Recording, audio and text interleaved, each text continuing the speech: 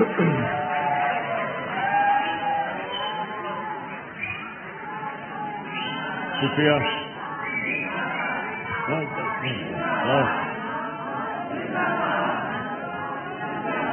بس بس بس بس. بسم اللہ الرحمن الرحیم. بس بس بس بس. بسم اللہ الرحمن الرحیم. خاموشی خاموشی. ایاک نعبد و ایاک نستعین. میں بس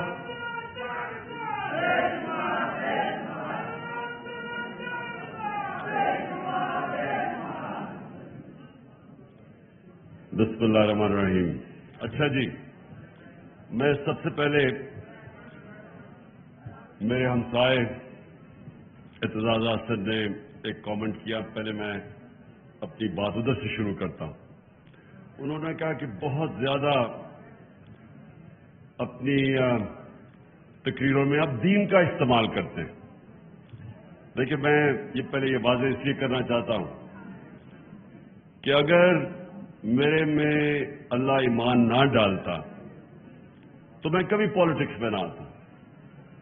کیونکہ ایک آدمی جس کو اللہ سب کچھ دے بیٹھا تھا، جس کو پالیٹکس کچھ دے ہی نہیں سکتی تھی، شاید ہی کسی پاکستانی کو اللہ نے اتنی شہرت اور سب کچھ دیا. تو مجھے تو پالیٹکس سے پہلے مل چکی تھی. میں صرف پالیٹکس میں ایک وجہ سے آیا تھا کہ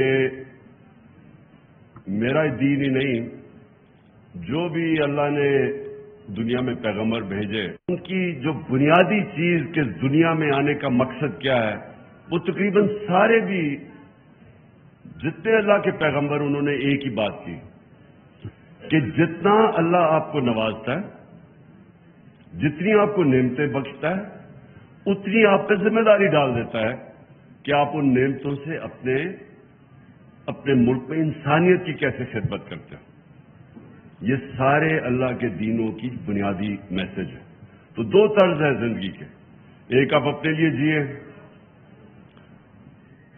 اور آسان زندگی ہے وہ، اور میرے لیے بڑی آسان زندگی تھی. اور ایک دوسرا ہے کہ آپ ذمہ داری باحیثیت انسان اپنی ذمہ داری اٹھائیں اور کوشش کریں کہ اپنے معاشرے کے اندر لوگوں کی زندگی بہتر کریں. تو یہ دو مختلف، ایک میٹیریلسٹ وے آف لائف ہے اور دوسرا اسپرچل وے آف لائف ہے. تو میں تو اس لیے آیا تھا پالیٹکس میں. اور میں نے جب آیا تو اس سے کافی دیر پہلے اسٹڈی کیا کہ وہ جو ہمارے نبی صلی اللہ علیہ وسلم کا دور تھا مدینہ میں، تو وہ کیا چیزیں تھیں جو انہوں نے، وہ کیوں اللہ ہمیں کہتا ہے کہ اس نبی کے راستے پہ چلو، ان کی سنت پہ چلو، ان کی شریعہ پہ چلو، کیوں کہتا ہے اللہ؟ تو وہ میں نے آنے سے پہلے ہی اس نتیجے پہ پہنچ چکا تھا کہ اللہ ہماری بہتری کے لیے کہتا ہے. سارا جو قرآن میں اللہ کا جو اللہ کے جتنے بھی احکامات ہیں وہ ہماری بہتری کے لیے ہیں. کیونکہ اللہ تو بے نیاز ہے، اس کو تو خود کفیل ہے، اس کو تو ہم کوئی فائدہ نہیں اور نقصان پہنچا سکتے. تو ساری چیزیں قرآن کے اندر انسان کی بہتری کے لیے. آپ اس راستے پہ چلیں گے جو آپ نماز میں کہتے ہیں کہ اللہ ان کے راستے پہ چلا جن کو نعمتیں بخشی، ان کے نہیں جو دوسرے راستے پہ چلے گئے، وہ ہماری بہتری کے لیے ہے. تو اس لیے جو وہ مدینہ کی ریاست کے 3 اصول تھے وہ لے کے چلا تھا آج سے میں 26 سال پہلے.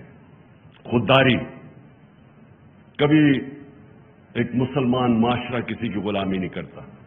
یہ سب سے پہلے لا الہ الا اللہ، یہ آپ کو خوددار بناتا ہے. دوسرا کہ انسانی معاشرے میں انسانیت ہوتی ہے، جانوروں کے معاشرے میں سروائیول آف دا فٹسٹ ہوتی ہے. انسان فرق یہ اس طرح ہے کہ وہ کمزور کی جتنی زیادہ انسانیت اتنی وہ مدد کرتا ہے کمزور کی. جانوروں کے معاشرے میں نہیں ہے. تو یہ سارے پیغمبروں نے بلکہ یہ انسانیت کی بات کرتے تھے. اور تیسری چیز ہے انصاف. یہ 3 فنڈامنٹل پرنسپلز ہیں جس پہ مدینہ کی ریاست کھڑی ہوئی تھی. اس پہ اور بھی بہت چیزیں تھیں لیکن ان پرنسپلز کے اوپر باقی چیزیں بنی تھی. تو یہ آج سے 26 سال پہلے میں نے اپنی پارٹی کا منشور رکھا تھا اور تب میں پالیٹکس میں آیا تھا. اور کبھی بھی کوئی انسان اپنی زندگی کے 22 سال اسٹرگل نہیں کرتا کسی چیز کے لیے اگر وہ کوئی ذاتی مفادات کے لیے ہو، جب جس کے پاس پہلے سب کچھ ہے. تو اس لیے میں کبھی کسی کے دین کے اوپر کامنٹ نہیں کرتا. کیا وہ ایتھیسٹ ہے، کیا وہ دینی ہے، جو ایگنوسٹک ہے، یہ انسان کے اوپر ہے. یہ اللہ نے ہمیں یہ نہیں کہا کہ صرف ان سے بات کرو جو کہ صرف ایمان والے ہیں. ہمارا تو اللہ کا ایک تحفہ ہے میرے نظر میں کہ جس کو ایمان دے دے وہ تو سب سے زیادہ. اگر میں اپنے بچوں کے لیے ہمیشہ دعا کرتا ہوں کہ ان کو اللہ ایمان دے، کیونکہ وہ سب سے بڑا اللہ کی بلیسنگ ہے، اس کا تحفہ ہے. اب میں آتا ہوں جی آج کا جو موضوع ہے، یہ کنیکٹڈ ہے ایکچولی میری جو 26 سال پہلے جس کی وجہ سے میں پالیٹکس میں نام رکھا تھا انصاف کی تحریک. کیونکہ میں اپنے تجربے سے میں کوئی اسلام کا اسکالر نہیں تھا، میں نے تو صرف اپنی زندگی کا جو تجربہ تھا، جو ساری دنیا میں دیکھی، کانٹراسٹ دیکھتا تھا. آدھا وقت انگلینڈ میں یونیورسٹی میں گزارتا تھا، یونیورسٹی کے بعد کرکٹ کی وجہ سے آدھا وقت میں پاکستان گزارتا تھا. تو یہ سارا وقت میں موازنہ کر سکتا تھا دونوں معاشروں کا، جو اور شاید لوگ میرے سے بہت عقل والے لوگ ہوں گے لیکن ان کو اس طرح کی اپرچونٹی نہیں تھی کہ جو میرے پاس تھی. تو میں اپنے تجربے کے اس کے اوپر پہنچا اس نتیجے پہ کہ اگر ایک معاشرے کے اندر انصاف نہیں ہے وہ معاشرے میں خوشحالی نہیں آتی. ابن خلدون اپنی جو مسلمانوں کی بلکہ دنیا کا ایک اپنی ٹائم کا جس کو کہتے ہیں فادر آف ماڈرن ہسٹوگرافی، اس سے بڑا کوئی ذہن نہیں تھا. وہ لکھتا ہے کہ میری زندگی کا تجربہ قرآن پڑھ کے بھی اور زندگی کا تجربہ یہ ہے کہ اللہ نے انسان کو زمین پہ بھیجا ہی ایک مقصد سے ہے کہ میری زمین پہ انصاف قائم کرو. اور یہ جو ونسٹن چرچل کی جو بات کی جاتی ہے جب برطانیہ تباہ ہو رہا ہوتا ہے تو وہ تب کہتا ہے، وہ پوچھتے ہیں جی ہم بچ جائیں گے، اس نے کہا کیا اگر آپ کی عدالتیں انصاف دے رہی ہیں تو آپ تباہ نہیں ہو سکتے. حضرت علی رضی اللہ تعالیٰ کہتے ہیں کفر کا نظام چل جائے گا لیکن ناانصافی کا نظام نہیں چل سکتا. تو یہ میں 26 سال پہلے اس تحریک انصاف کی تحریک کا نام رکھا تھا. رول آف لا جو ہے وہ فنڈامنٹل چیز ہے جو فرق کرتا ہے معاشروں میں. ابھی رول آف لا انڈیکس کی بات کر رہے تھے گوندل صاحب کہ ہم 130 نمبر پہ ہیں، دنیا میں 130 نمبر پہ ہیں. سوئٹزرلینڈ دنیا میں نمبر 1 پہ ہے. رول آف لا انڈیکس پہ سوئٹزرلینڈ نمبر 1 پہ ہے، ہم 130 پہ ہیں.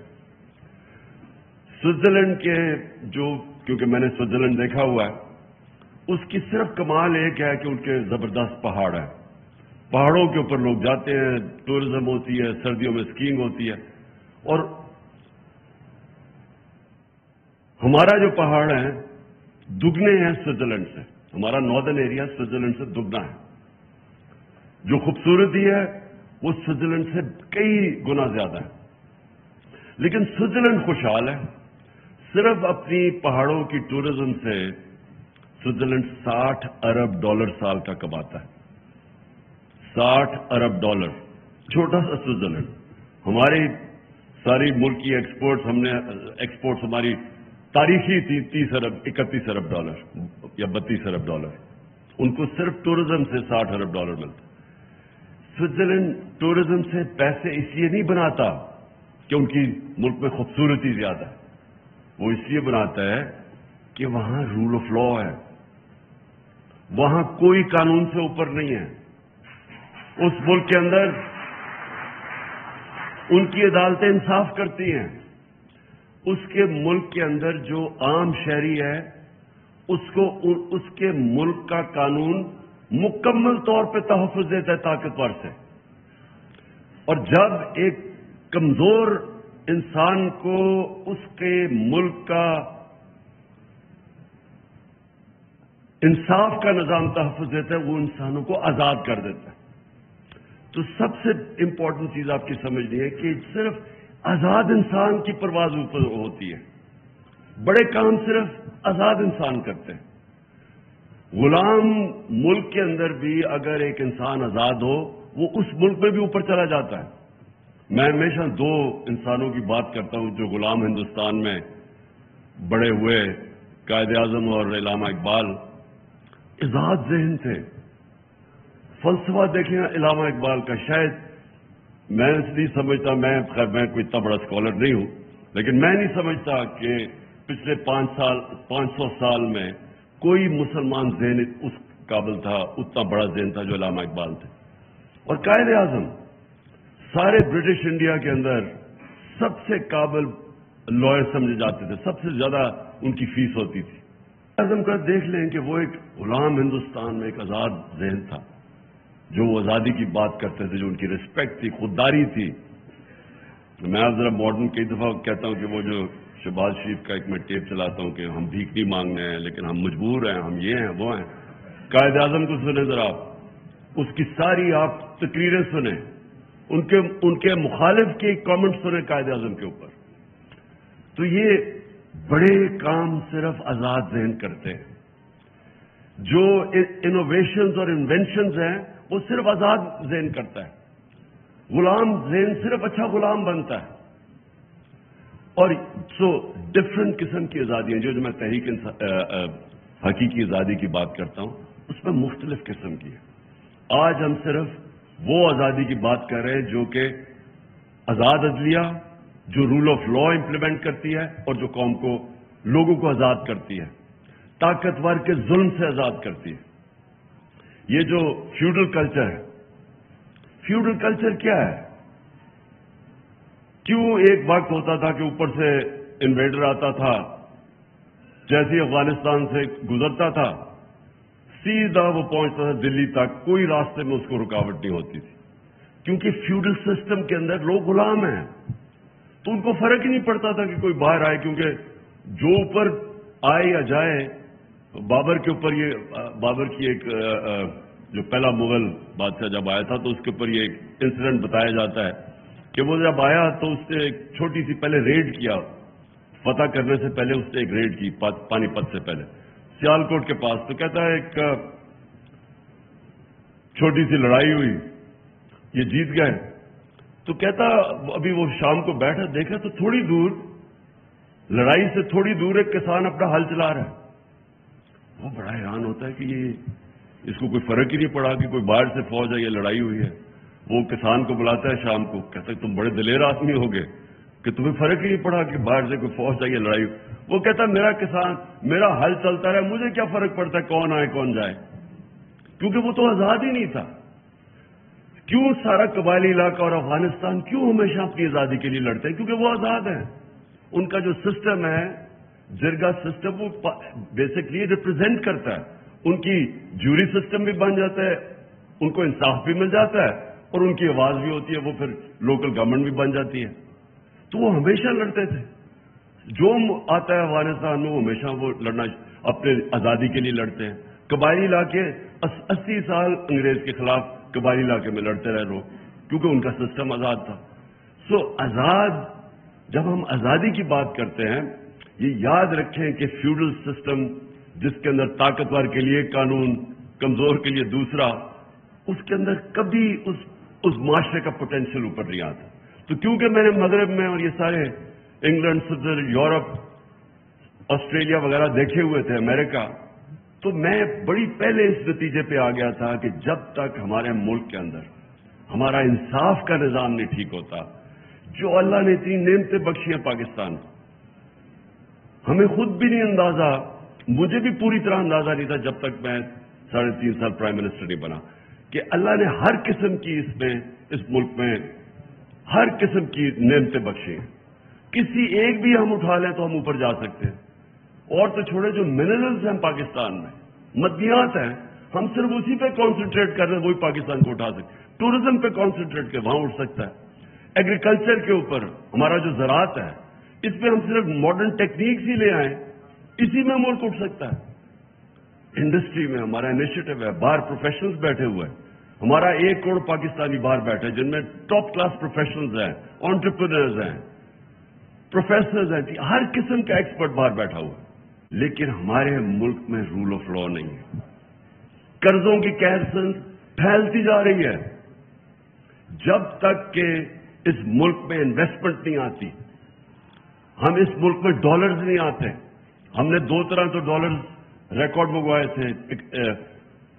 ایکسپورٹس ہماری ریکارڈ تھی، ریمیٹنسز ریکارڈ تھی، لیکن جو انویسٹمنٹ تھی جس سے اصل میں پاکستان اٹھنا ہے، اس کے سب سے بڑی رکاوٹ اس کے سامنے رول آف لا نہیں ہونے کی ہے، کانٹریکٹ انفورسمنٹ نہیں ہے. بڑے بڑے انویسٹر ڈرتے ہیں جو میس لیول پہ جو آپ کے اوورسیز انویسٹرز ہیں، جو کہ چھوٹی چھوٹی انویسٹمنٹ کر سکتے ہیں. 1 کروڑ میں سے 20 لاکھ پاکستانی انویسٹمنٹ کر دیں. 1 کروڑ میں سے 20 لاکھ بھی انویسٹ کر دیں، پاکستان کو کوئی کسی سے پیسے لینے کی ضرورت نہیں، کوئی IMF کے پاس جانے کی ضرورت نہیں. تو پوچھے وہ انویسٹ کیوں نہیں کرتے؟ سب سے بڑا ان کا پرابلم یہ ہے کہ جہاں جیسے ہی وہ پھنستے ہیں عدالتوں میں، ان کو کوئی اعتماد نہیں ہے کہ ہمیں انصاف ملے گا، ہماری انویسٹمنٹ بچے گی. میں اس چیز پاکستانی سے پیسے اکٹھے کرتا تھا شوکت خانم کے لیے، پھر تحریک انصاف کے لیے. تو مجھے ہمیشہ یہ کہا کرتے تھے کہ ہم جب پلاٹ بھی لیتے ہیں تو اس کے اوپر قبضہ ہو جاتا ہے. کون فیکٹری لگائے گا؟ کون بزنس شروع کرے گا؟ وہ دبئی میں جا کے بزنس کرنا شروع کر دیتے ہیں، یہاں بزنس نہیں کرتے. کیونکہ جب ایک پلاٹ کے اوپر، پلاٹ سے زیادہ سیف چیز کیا ہے، اس کے اوپر ان کو مصیبت پڑ جاتی ہے کہ اس کے اوپر قبضے ہو جاتے ہیں. عدالتوں کے وہ چکر لگاتے ہیں. کوئی طاقتور آ کے قبضہ گروپ آ کے، اچھا قبضے گروپ بھی سمجھ گئے ہیں کہ اوورسیز پاکستانیوں کی کون سا پراپرٹی ہے، وہ بیچارے خرید کے واپس جاتے ہیں، پیچھے سے قبضہ ہو جاتا ہے. تو جب آپ ایک سیف انویسٹمنٹ پلاٹ کے اوپر بھی آپ لوگوں کے قانون کے اوپر اعتماد نہیں ہوتا، تو کیسے انویسٹمنٹ آ سکتی ہے جو کہ اس ملک میں اتنی آ سکتی ہے؟ کیونکہ جو اوورسیز پاکستانی اس کے پاس جس وقت جو ان کے پاس ڈالرز پڑے ہوئے ہیں، جتنا پاکستان کا قرضہ ہے اس سارے قرضے سے زیادہ ڈالرز باہر پڑے ہوئے ہیں اوورسیز پاکستانی کے. اور میں ان کی بات نہیں کر رہا جنہوں نے چوری کر کے پیسہ باہر لے کے گئے یہاں کے ڈالر، میں بات کر رہا ہوں جو انہوں نے باہر کمائی کی تھی جو پاکستان آ سکتا. تو میری پہلی چیز یہ کہ ہمارا جو آج پاکستان کا مستقبل ہے،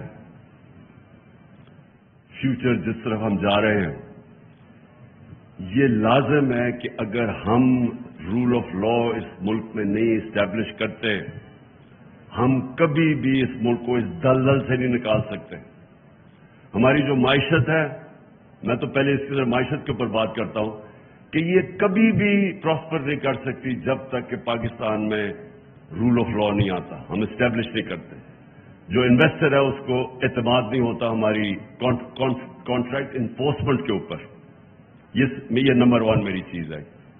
نمبر 2، انسان کا جو پوٹینشیل ہے اس ملک میں وہ کبھی ریلیز نہیں ہوگا جب تک کہ انسان کو ہم پروٹیکشن نہ دیں، جب اس کے بنیادی حقوق کو ہم پروٹیکٹ نہ کریں.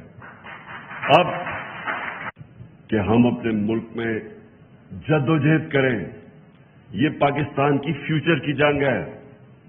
یہ جو آپ انصاف کی جو تحریک ہے اس ملک میں رول آف لا قائم کرنے کے لیے، یہ ملک کا فیوچر ہے. یا ایک طرف یا ملک ادھر جائے گا اور یا دوسری طرف تباہی کی طرف جائے گا. اگر اسی طرح اس ملک کے اندر قانون کی حکمرانی نہ ہوئی، میں آپ کو کہتا ہوں کہ کوئی طریقہ ہی نہیں ہے کہ ہم یہ معاشی تباہی سے بچ سکتے ہیں. کوئی کسی کے پاس آنسر نہیں ہے. وہ بڑا سنا تھا جی، بہت بڑا جینیس تھا شہباز شریف. لوگوں نے ریئلائز نہیں کیا کہ اشتہاروں کے اندر ہی وہ جینیس تھا. ساری ترقی اشتہاروں میں تھی. جب سے وہ آیا مجھے یہ بتا دے کہ ان کے پاس کون سا روڈ میپ ہے. یہ جو ہم قرضے لیتے جا رہے ہیں، گروتھ ریٹ کم ہوتی جا رہی ہے، انڈسٹری سکڑتی جا رہی ہے، کسانوں کے پاس اتنی زیادہ مہنگائی کر دی ہے، بجلی کی دگنی قیمت کر دی ہے بجلی کی. کسانوں کے پاس ٹیوب ویل چلانے کے پیسے بل آ رہے ہیں. عام بیچارہ مڈل کلاس سفید پوش برے حالات ہیں لوگوں کے، سکڑ رہی ہے، قرضے بڑھتے جا رہے ہیں. تو ہمارے پاس کدھر سے ویلتھ کریشن ہوگی کہ ہم یہ قرضے واپس کریں؟ کدھر سے دولت میں اضافہ ہوگا؟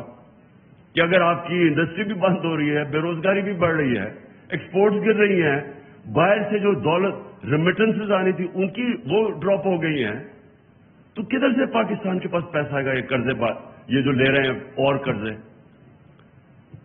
کوئی ہمارے پاس راستہ نہیں کہ اگر ہم نے اس ملک کو معاشی طور پہ ٹھیک کرنا ہے تو یہ ایک بڑی یہ ساری اوور آل پکچر کے اندر جس کے اندر قانون کی حکمرانی آنی پڑے گی جس کی وجہ سے انویسٹر آئے گا پاکستان میں، اور پھر نہ ہی ڈیموکریسی آ سکتی ہے۔ ڈیموکریسی اور اب رول آف لا ساتھ ساتھ چلتے ہیں۔ آپ اگر الیکشن کروا دیں ایک ملک کے اندر جدھر رول آف لا نہیں ہے، جمہوریت آ ہی نہیں سکتی۔ جو طاقتور ہے، جس کے پاس پیسہ ہے، جس کے پاس 2 نمبر پیسہ، وہ اوپر آ جائے گا۔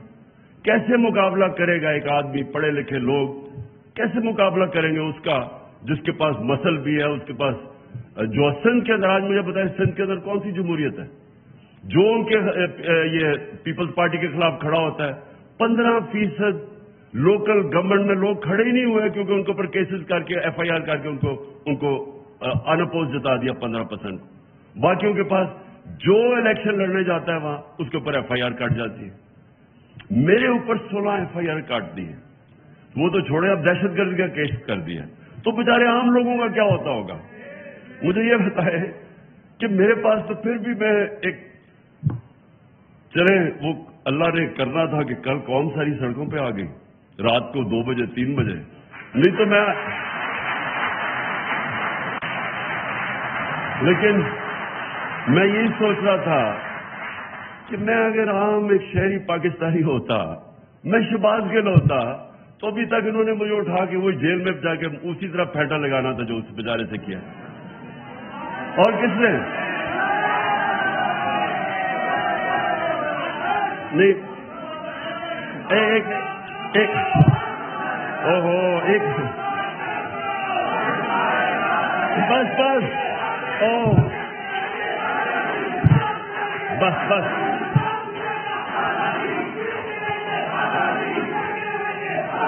بس ایک منٹ بس کرو، سن لو۔ میں صرف آپ کو یہ میرا مقصد آپ کو سمجھانے کا ہے کہ ایک عام آدمی پاکستان میں جس دن ہمارا قانون اس کو تحفظ دے گا کہ پہلے تو ڈریں گے لوگ اس طرح کا پرچہ کرنے کے لیے، جو ایسا پرچہ کرے گا دہشت گردی کا اس کے اوپر سوالات پہلے عدالت پوچھے گی کہ تمہاری جرت کیسے پڑی، کیوں نہیں اس طرح ہوتا؟ میں برطانیہ میں کتنے 20-30 سال دیکھا، کیوں کسی کے اوپر اس طرح نہیں ہوتا؟ کیونکہ وہاں کی عدالتیں تکڑی ہیں، وہ طاقتور کے بوجھ لیتی ہیں، کھڑی ہو جاتی ہیں انصاف کے لیے، جرت نہیں ہوتی گورنمنٹ کی اس طرح کی چیزیں کرنی وہاں۔ میرا پوائنٹ یہ ہے کہ جمہوریت تب آتی ہے جب ایک لیول پلینگ فیلڈ ہوتی ہے۔ Level playing field rule of law آتا ہے اس ملک کی عدالتوں سے۔ جب عدالتیں انفورس کرتی ہیں رول آف لا، وہ الیکشنز میں حقیقی جمہوریت آتی ہے۔ اگر آپ کے رول آف لا نہیں ہے، آپ الیکشنز کروائیں گے تو اس طرح کے کرمنلز اسمبلی میں آتے ہیں۔ میرے دوست اعتزاز، میرے ہمسائے اعتزاز حسن نے ایک اور بات کی کہ مجھے مفاہمت کرنی چاہیے، آصف زرداری کا انہوں نے نام لیا۔ میں اب اس کا جواب صرف اس طرح دینا چاہتا ہوں کہ دیکھیں، آپ سیرت نبی پڑھیں، ہمارے نبی صلی اللہ علیہ وسلم کی زندگی پڑھیں، کوئی دنیا کی تاریخ میں ان سے عظیم انسان نہیں آیا، نہ آ سکتا، لیکن ان سے یہ بھی یاد رکھیں ان سے زیادہ رحم دل انسان کوئی نہیں تھا۔ رحمت للعالمین تھے، سارے انسانوں کے لیے، مسلمانوں کے لیے نہیں، انسانوں کے لیے رحمت بن کے آئے تھے۔ لیکن فتح مکہ کے بعد سب کو معاف کر دیا، وہ لوگ جنہوں نے ان کے اوپر ظلم کیا تھا۔ لیکن جب ان کو کوئی کہا کہ جناب قریش کی ایک لڑکی نے چوری کی ہے تو اس کو آپ ذرا نظر ثانی کریں، تو انہوں نے تب کہا، 2 چیزیں کہیں، میں یہ چاہتا ہوں کہ یہ جب مجھے بار بار کہتے ہیں جی ان سے آپ آپ نے تکبر بڑھایا، آپ ان سے مفاہمت کر لیں، آپ انڈرسٹینڈنگ کر لیں۔ میں ہمیشہ یہ آپ بتاتا ہوں کہ جو رحمت للعالمین تھے انہوں نے ہر چیز پہ نظریے کے اوپر کافر کے خلاف نظریہ فرق تھا ان کے اوپر ظلم ہوئے ہوئے تھے، انہوں نے وہ بھی معاف کر دیے۔ لیکن جب ان کو کہا کہ کرپشن یا چوری کے اوپر قریش کی لڑکی کو معاف کرو تو انہوں نے کہا کہ بڑی قومیں تمہارے سے پہلے تباہ ہوئی، بڑا چوری کرتا تھا اس کو چھوڑ دیتے تھے، چھوٹے چور کو پکڑتے تھے۔ دیکھیں، اور کہا کہ میری بیٹی بھی چوری کرے گی تو اس کو سزا ملے گی۔ یہ کیوں کہا انہوں نے؟ کیونکہ جب ایک معاشرے کے اندر آپ چوری کو، کرپشن کو ایکسیپٹیبل بنا دیتے ہیں، آپ معاشرہ ختم کر دیتے ہیں۔ معاشرے کی بنیاد رکھی جاتی ہے قرآن کی آیت میں، امر بالمعروف، تم اچھائی کے ساتھ کھڑے ہوتے اور برائی کے خلاف جہاد کرتے ہو۔ معاشرہ لڑتا ہے کرپشن کے اگینسٹ۔ میں یہ کہہ کہ لوگوں کو تھک گیا ہوں۔ آپ اگر ایک بڑے بڑے چور وہ نیب جا رہے ہیں تو آپ پھول پھینک رہے ہیں اس کے اوپر، تو آپ کیا میسج دے رہے ہیں اپنی یوتھ کو، اپنی عوام کو؟ آپ کیا میسج دے رہے ہیں کہ چوری بری چیز ہی نہیں ہے؟ مجھے کہہ دیا وہ ہمارے صحافیوں نے کہا کہ دیکھیں جب عمران خان کو بھی اب وہ انہوں نے تقریر کرنے سے منع کر دیا تو نواز شریف کو بھی کر دیا۔ نواز شریف کو پاکستان کے سپریم کورٹ نے 2 سال کی تفتیش کے بعد، جب اس کی کرونا جو پینما پیپرز کے اندر پراپرٹیز اربوں روپے کی پکڑی گئی، اس کے اوپر تفتیش کے بعد اس کو ڈسکوالیفائی کیا اور سزا دی۔ جب آپ کے بڑے بڑے صحافی یہ کہتے ہیں، معاشرے کے اندر کیا پیغام جاتا ہے کہ کوئی چوری بری چیز، کرپشن بری چیز نہیں ہے۔ آپ کے گھر میں کوئی ڈاکہ مارے، کیا آپ کہیں گے کہ اس کے ساتھ مفاہمت کرو، اس کے آ کے بیٹھو اور آپ بات چیت کرو؟ آپ کہیں گے اس کو جیل میں ڈالو؟ تو کرپشن تو ملک کے اوپر ڈاکہ مارا جاتا ہے، تو آپ اس کو کہہ رہے ہیں کہ نہیں جی ان سے بیٹھ کے کرو۔ تو میں صرف اس چیز کے اوپر، کیونکہ میں زیادہ تر تو اپنے ہمسایہ اعتزاز سے سب چیز سے اگری کرتا ہوں، لیکن ادھر میرے دین کے اوپر تو خیر ہمارا مختلف ویوز ہیں، لیکن اس کے اوپر کہ آپ ہر کسی سے کمپرومائز، پالیٹکس ہوتی ہے آرٹ آف کمپرومائز، لیکن جس وقت آپ کرپشن سے کمپرومائز کرتے ہیں، جنرل مشرف نے یہ جو بالکل سلمان راجہ ٹھیک کہہ رہا ہے، وہ جو NRO دیا تھا، کبھی کسی نے ایسٹیمیٹ کیا ہے کہ اس کا اس ملک کو کتنا بڑا نقصان ہوا، کہ کس طرح کرپشن کے دروازے کھلے، کتنا ملک پیچھے گیا؟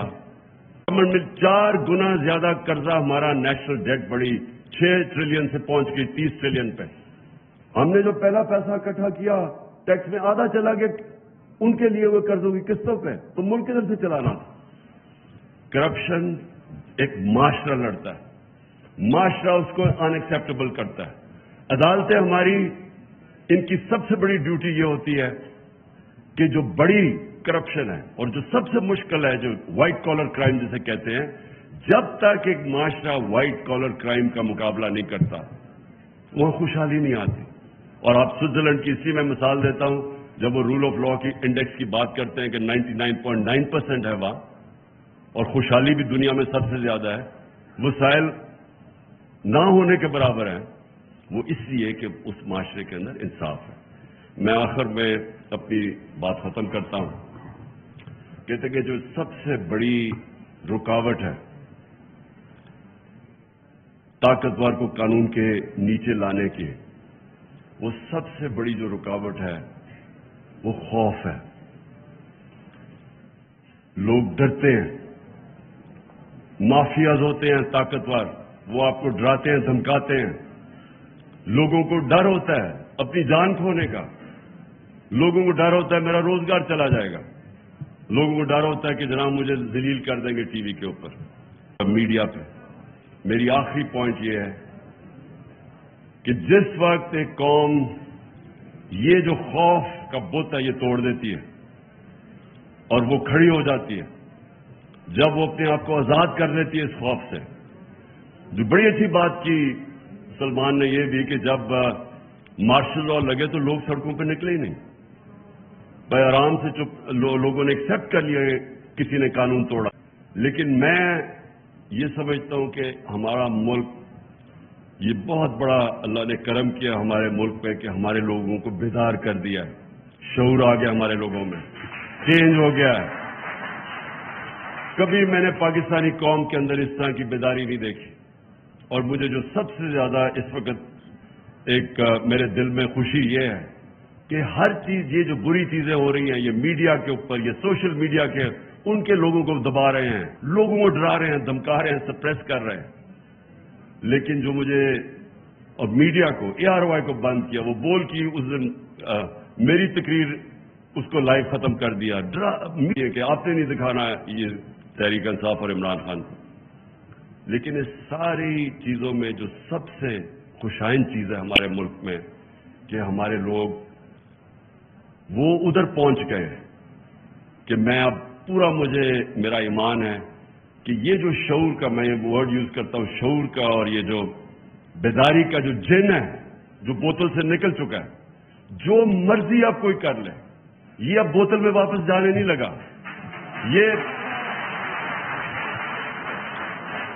یہ جو میرا ایمان ہے کہ یہ اب ملک کو انشاءاللہ حقیقی آزادی کی طرف لے کے جائے گا۔ شکریہ۔ تحریک انصاف کے چیئرمین عمران خان تقریب سے خطاب کر رہے تھے۔